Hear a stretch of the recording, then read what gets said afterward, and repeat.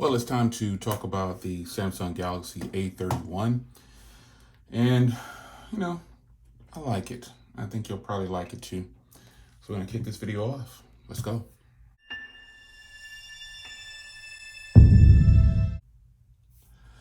It's time to talk about another good phone. I mean, there are so many to choose from. It's becoming impossible to pick something and forget about what's coming next. It really is. For me, it is. This is the Samsung Galaxy A31, and this is yet another fantastic device that I could recommend to you. The price is under 250, so between 175 and 220, you should be able to get this device depending on where you're shopping at. But you should be shopping at wirelessplace.com. Just plug, hit the link in the description, and pick up yours. Now, this is a smartphone. This is a good size smartphone for today's world. This has a 6.4-inch display, and it's 1080p. And so this is what you see when you first look at this. You see this vibrant, beautiful display. Let's crank this brightness up. That's beautiful. That is a beautiful display. It's beautiful. And this is what you see when you first turn on your phone, or when you're looking at your phone all day. This is what you see. And so this is a key factor for some people for picking a smartphone. How big is the display? This is a good display. Not only is it big, let me fire up a video here. I was watching Grant. Shout out to Grant S. There's a nice, beautiful 1080p display, and it looks fantastic. It looks great. This is just a beautiful display. You get the full screen. You have the cutout for the camera, and you got a small chin at the bottom. But I think at this point, folks, people are being a little too picky. We can't have just flat out just nothing to hold on to. You'll have a whole bunch of accidental screen touches, and it'll just be what it is. So I think that this display is absolutely fantastic, especially for the price. This is a good, full-blown 1080p beautiful display. Now, it's more than just a 1080p display. You've got a 5,000 milliamp hour battery inside this thing. And when I tell you it goes and goes and goes, it goes and goes and goes. It is more than enough battery for pretty much anyone, because it's coupled with a MediaTek 6768, which is basically the Helio P65. And this is a good processor. I felt some type of way about it at first, but I was like, you know what? This processor is decent, man. It's actually really good. So no more quarrels about the processor. I've learned to just get over what the processor says, and if the phone does what I need it to do, then it's a go. Forget about it doesn't have this, that, or the other. Forget about that. No, this battery life is going to last you at least one day.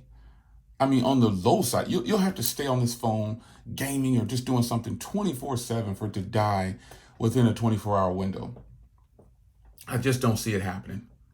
I don't see it happening.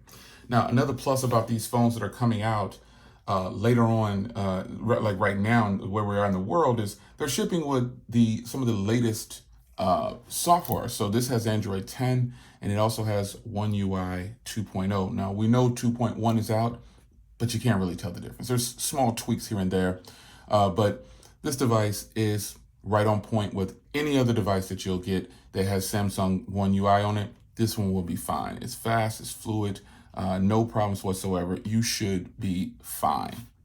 You should be fine. So the software, speed. Some of you guys might want to talk about speed. Well, this is subjective. Whether you think something's fast or slow, it's gonna depend on your network, your cell phone provider, your Wi-Fi, all these different things. And, I really feel like it's going to take a whole bunch to say that this phone is slow. You're going to have to put it next to, here's the A71 5G. You have to put it next to something, you really won't see that. Look, check it out. Let's close everything out. And let's close it all out. Why did I scan along the bottom? I don't know. I'm so used to doing that with my Pixel. Let's just open some things up. How much difference is that, folks? How much difference is that? Not much difference at all. So that's the point I'm making to you. It's not always what's inside, it's how it's actually set up. And that's, another Samsung device with a different processor and different RAM, more actually, and it still looks like it's running the same. So Samsung One UI operates fine, man. It operates fine. Now there's definitely there's different versions of this as far as memory options and things like that. So you can get a 4 gig, 64 gig model, a 4 gig, 128 gig model, and a 6 gig, 128 gig model, and you probably still won't go over $300, folks. The cameras, 20 megapixel on the front and a 48 megapixel main shooter on the back. They're okay. They're decent. The photos come out really good. Camera, video, depends on the setting.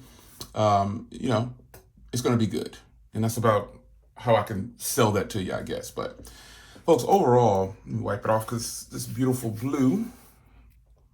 That is so beautiful. Overall, this is a no-brainer. It's a couple $100. If you need a phone, this is one that you should consider. It doesn't take a lot to review a Samsung phone at this point because they're pretty much running neck and neck with each other. They're really good. And this phone is no exception. So, it's your man Jay. Hope you guys enjoyed. And that's it. See you in the next one. Hit the link in the description to pick up yours, and I'll take care.